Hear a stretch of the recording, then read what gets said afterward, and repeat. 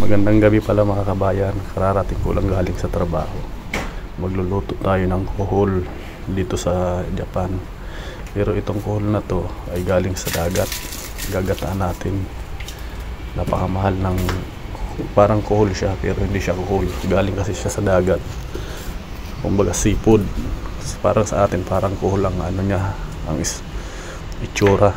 Napakasarap nitong gataan mga kabayan. Ito ang ulam natin ngayon, hapunan. Karating ko lang galing sa trabaho. Magluto muna tayong hapunan para may pang-ulam. Ayan o, parang kohol siya. Pero seafood yan, galing sa dagat. Gagataan ko. Masarap sana yung ihaw, kaso walang uling, walang ihawan dito.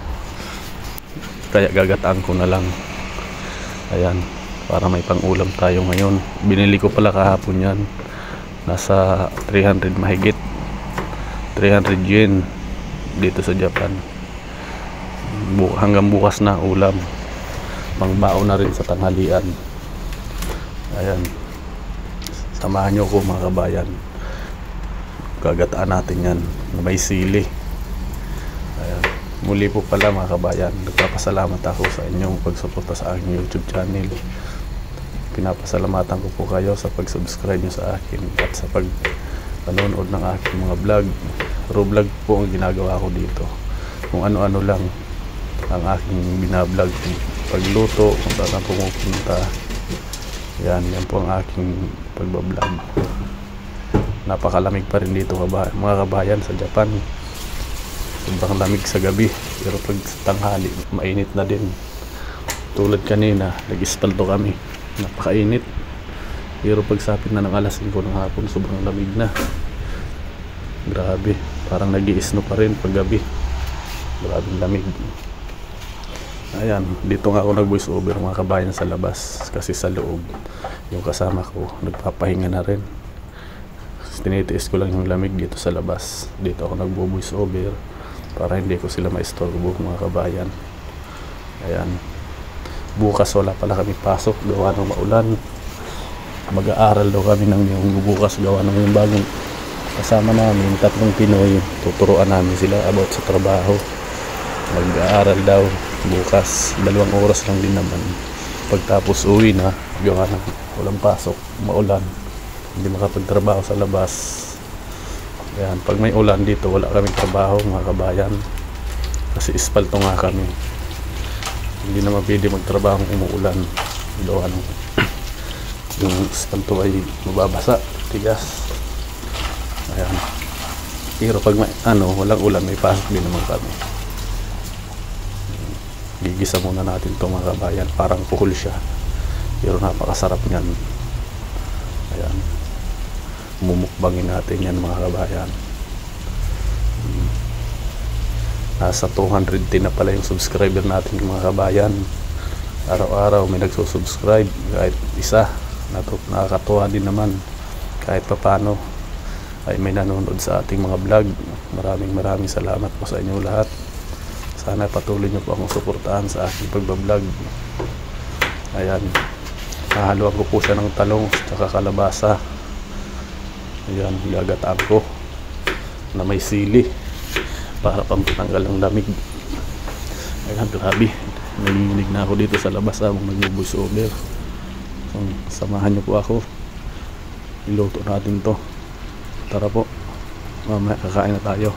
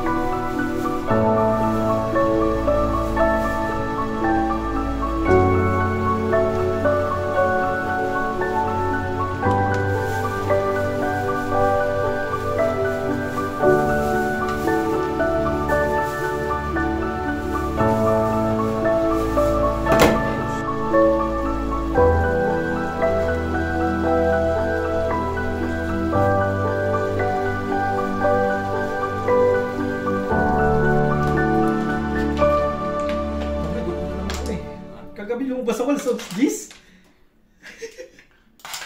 Gabi ah. Ha? Oo, yung agad talaga kumain gabi. Gusto ko alas 10. Sa isip ko pa ito muna ako palang tissue. Buti na lang akong tissue gabi. Hindi, Che, alas 10 yata eh. Alas 10? Oo. Kasi bumili ng pagkain, nagutom ako eh.